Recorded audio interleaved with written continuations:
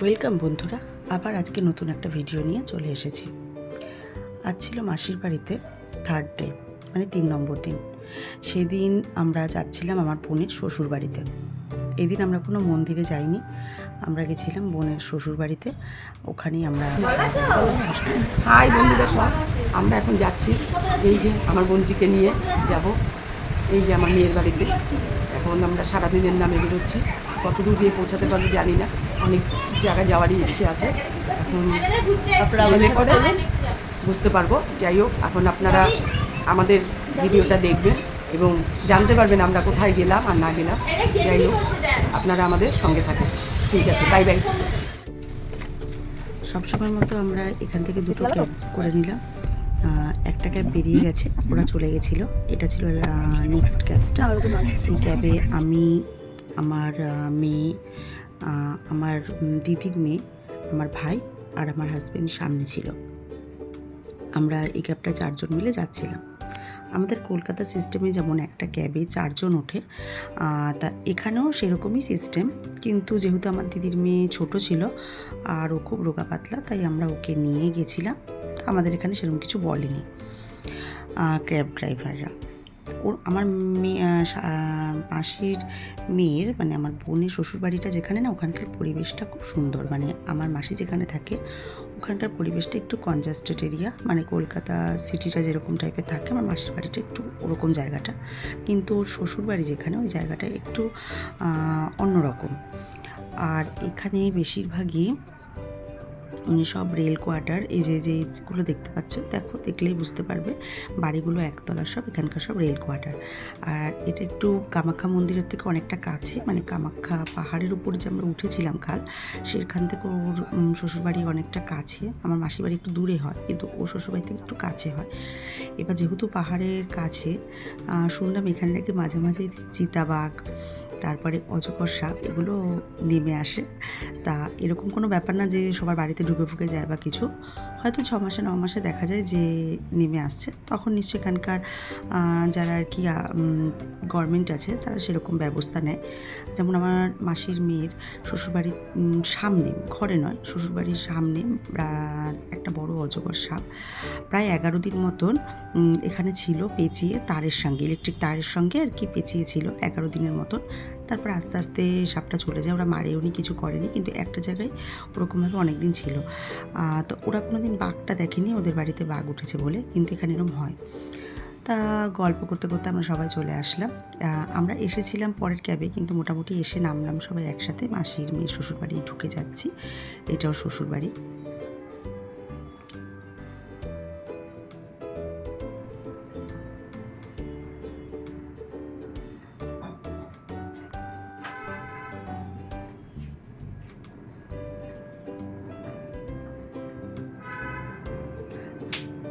আমি গিয়েই ওদের ঠাকুর ঘরে আগে গেলাম। আমি ওর শ্বশুরবাড়িতে আগেও একবার গেছিলাম, তা আমার মোটামুটি ওদের বাড়িটা চেনা।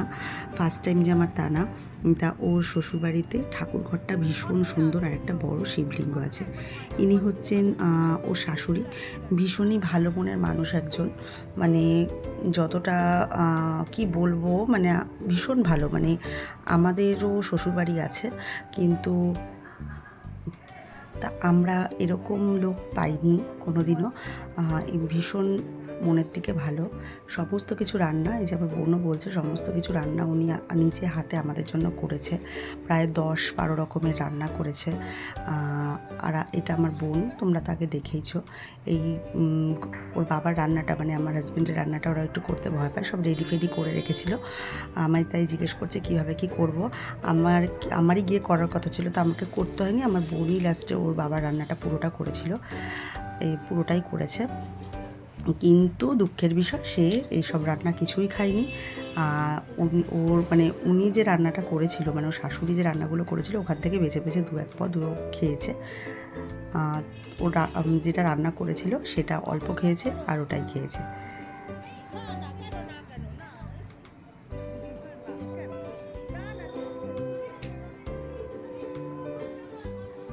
এইগুলো দিয়ে কিছুটা বোঝা যায় যে এরা কীরকম ধরনের মানুষ।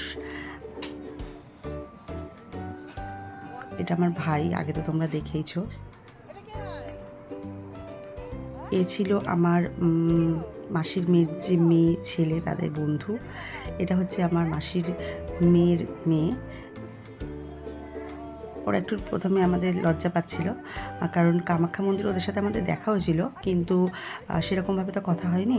হট করে প্রথমে একটু লজ্জাই পাচ্ছিল, তা ক্যামেরার দিকে তাকাচ্ছিল না, একটু হেজিটেশন লাগছিল। আর এটা ছিল ওর ছেলে, এটা হচ্ছে ওর ছেলে। ও ভীষণ লজ্জা পাচ্ছিল প্রথমে। ও খুব স্মার্ট, খুব একটা মানে ইন্টেলিজেন্ট, মানে ভীষণ সুন্দর কথা বলে।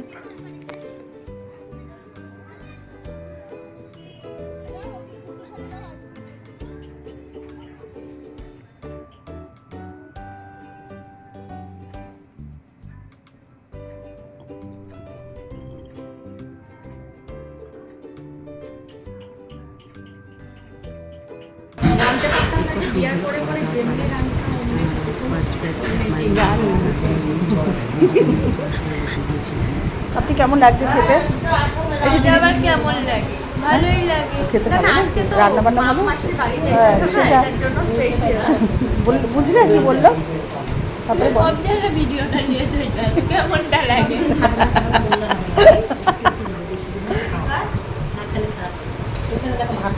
হ্যাঁ লাগবে, দিন। হ্যাঁ। আপনার কি ভাত লাগবে দাদা?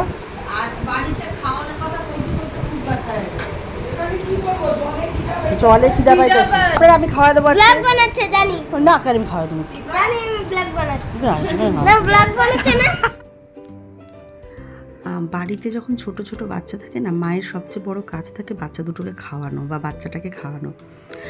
তা আমরা একটু কাজটা যদি হালকা করতে পারি, তাই আমি বললাম দে আমি তোর মেয়েকে খাইয়ে দিই।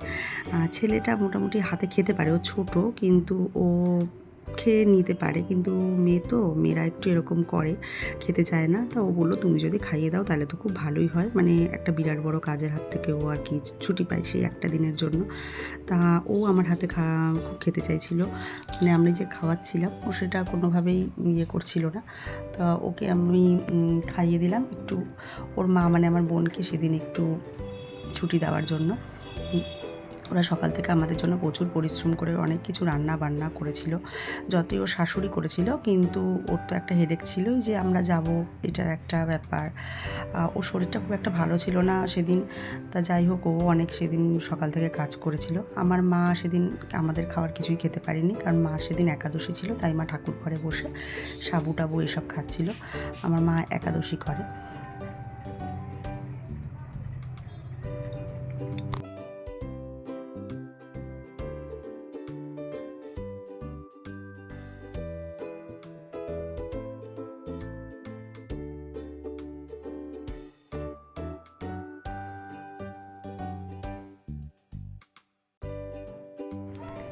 আমরা এরকম হাসাহাসি মজা করে ওই দিনটা একসাথে কাটানোর চেষ্টা করছিলাম।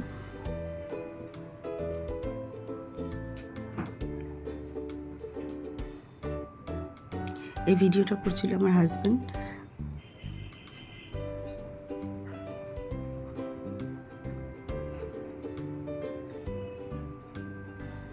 সেদিন উনি কী কী রান্না করেছিল আমি খেতে খেতে জাস্ট একটু ভিডিও করে নিয়েছিলাম। ডাল, বেগুন ভাজা, তারপরে ছিল মাছের ডিমের বড়ার ঝোল, মুড়ি ঘন্ট, এটা কাতলা মাছের ঝোল, মাটন, তারপরে তো ছিলই পাঁপড় ভাজা, দই, মিষ্টি, এটা চাটনি, তারপরে শুটকি মাছ। এখানে শুটকি মাছটা মানে সবাই মোটামুটি খুব ভালো করে, তা আমি এত রান্না খেতে পারিনি, অতটুকুই খেয়েছিলাম। তা ওইটুকু আমি ভিডিও তোমাদের সাথে করলাম তোমাদেরকে দেখানোর জন্য।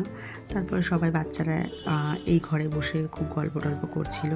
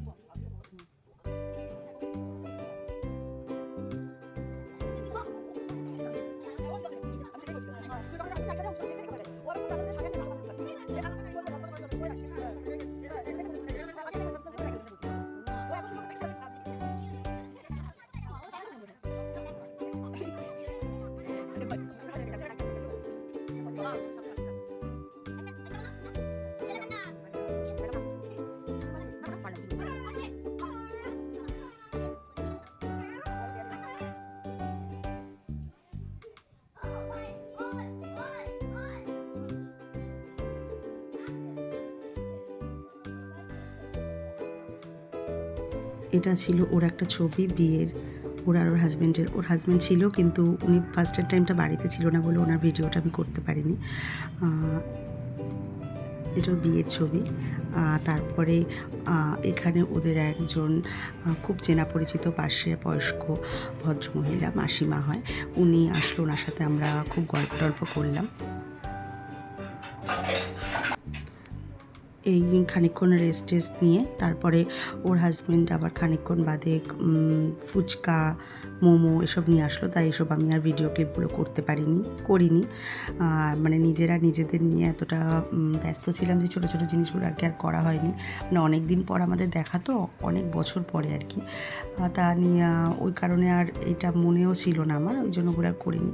প্রচুর খাওয়া দাওয়া করলাম, প্রচুর আড্ডা মারলাম, প্রচুর গল্প করলাম। তারপরে তো ওনারা আমাদের সাথে মানে এত ভালো ব্যবহার করলো, সমস্তটা প্রত্যেকটা জিনিস অনেক দিনের জন্য একটা ঝোলায় ভর্তি করে নিয়ে তারপরে আমরা আস্তে আস্তে আবার মাসির বাড়িতে বেরিয়ে গেলাম।